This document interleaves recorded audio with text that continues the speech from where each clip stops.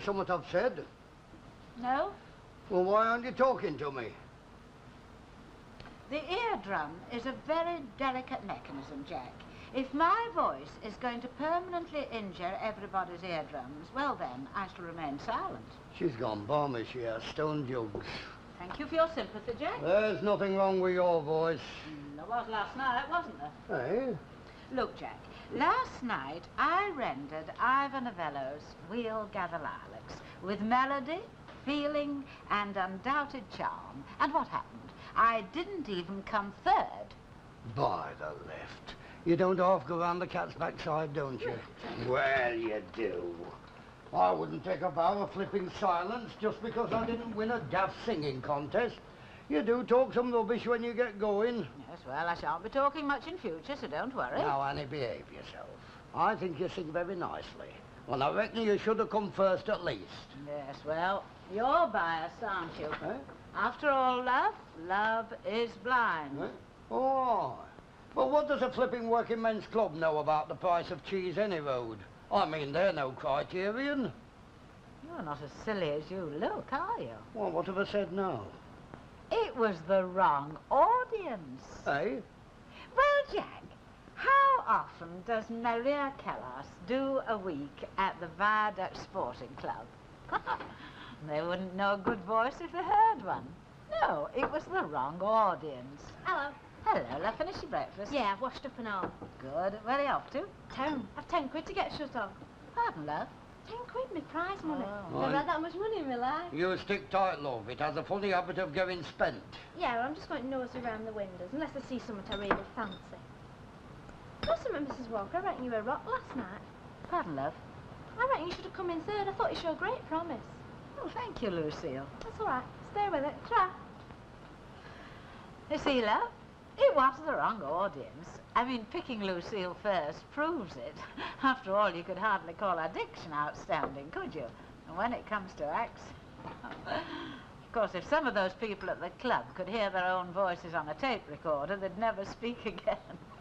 No, love. And the amazing part is, you know, Jack, I never had an elocution lesson in my life. No, love. I suppose it's just a natural gift. Yes, love. Look, we have a chaotic situation with a government that sought re-election on the basis of wanting a bigger mandate and a bigger majority to bring stability to British politics. And what have we got? A minority government relying on the DUP to try and get business through the House of Commons when they have no agreed position, as far as I can work out, on most issues. It seems to me chaotic. Like it does. Ah, well, it's his nature, same as it's mine to stop put.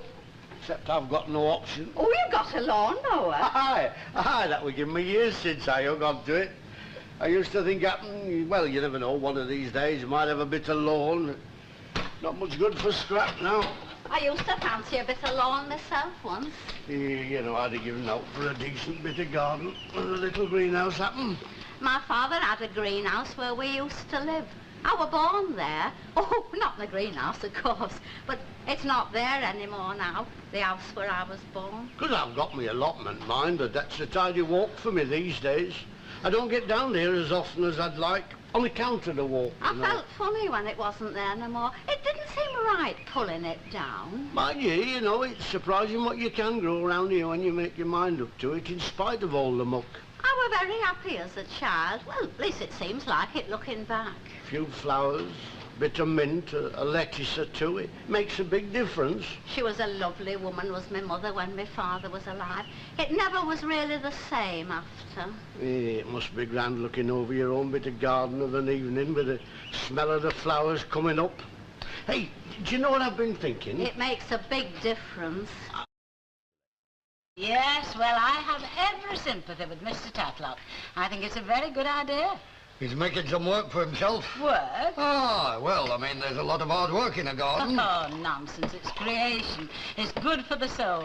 Blowing bad for the back too when you get to his age. Oh, Mr. Moffat, to hear Mr. Walker talk, you would think he had no finer feelings whatsoever. And yet, do you know, during the war, he wrote me letters that were sheer poetry. Hey, shut up, Annie. Oh, yes, they were. Sheer poetry. Oh, yes. Lovely. There were times when they actually brought tears to my eyes. Shut up, will you? Yes, well, I'd better go and see what Mrs. Corbyn wants for me, you know. Cheers. Hey, Annie, I wish you wouldn't say things like that in front of customers. It's very embarrassing. I'm very proud of those letters, Jack. I wouldn't be ashamed to read them in public. You'd better not. You know, love, it seems a long time since you said to me, well, the sort of thing you used to say. Oh. We seem to have grown apart these last few years, don't we? No, of course we haven't, love. It's just, well, we're getting older, love. Terrible, isn't it? Is it, heck? I mean, look on the other side. We don't row as much as we used to. No. Jack, I know I'm not, you know, like I used to be, but you do still care, don't you? Now you know I do. Well, then, tell me you love me still. Hey, go on with you. You're not but an old fusspot. No, love. Please, Jack. Of course I do. Well, say it, love, please. I love you. Will that do? You do get yourself into states at times, don't you? Suppose I do. Come on. I'll make you a cup of tea, love. If anybody comes in, they can wait. Prime Minister, isn't your decision not to take part in the debate tonight a bit of a metaphor? I won't waste my breath by asking where everybody is. You know, it's a sad comment on our society, Mrs. Sharples. I mean, we haven't progressed all that far, have we? If they were throwing Christians to the lions in Albert Square, I bet you couldn't get near for the crowd. Well, they say there's a streak of violence in all of us. Happen they're better getting rid of it over there than fighting on street corners. For once, I'm inclined to agree with you. Now, what can I get you? Oh, the usual. And I might as well have it in here. There's no sense in sitting in the snug of my own. I absolutely agree. Why not have a drink with me now? I rather fancy a little something myself. Well, I was never one to look a gift horse in the mouth. What about a glass of cherry brandy? Yeah, all right. Here we are. The last time I had one of them was at a footing at Bradshaw's Dye Works. I wasn't married then. I was knocking about with Sid Appleby. He was a finisher. Oh, yes, Mrs. Sharples. That's all in the past now, though. You're only erroneous tonight, then, are you? Yes, it's Irma's night off. And Mr. Walker has... Gone to the wrestling. Yes, as a matter of fact, he has. Cheers. Cheers. It'll do him no harm. What's that, Mrs. Sharples? Mr. Walker, it'll do him good to let off a bit of steam. Oh, no. Not my Jack. If I know my Jack, they won't get a murmur out of him. Get it! How? Use your eyes! Oh, but that worked. How?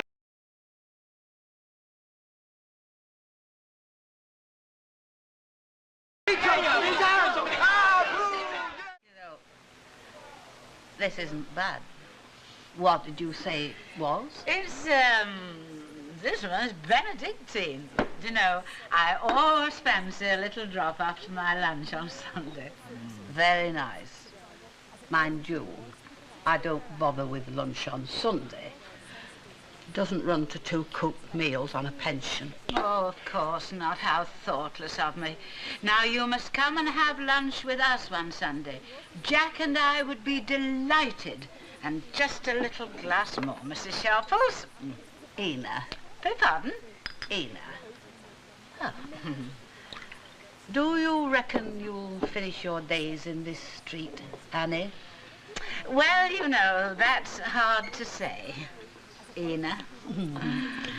I must confess I've longed for something better. We did have a very, very nice hotel offered to us, but Jack wasn't keen. I suppose a wife's place is behind her husband. That's right. Mind you, It doesn't pay to let them know. it most certainly does not. You know, on reflection, I thought you were very unlucky in that talent competition, Annie. I am blessed with a very good ear. And in my opinion, you were miles ahead of everybody else. Oh, that's very kind of you, Ena.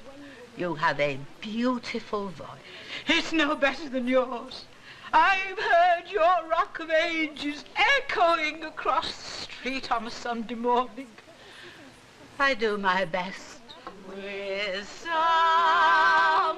like you, a pal good and true, I'd like to leave it all behind and go and find some place that's known to God.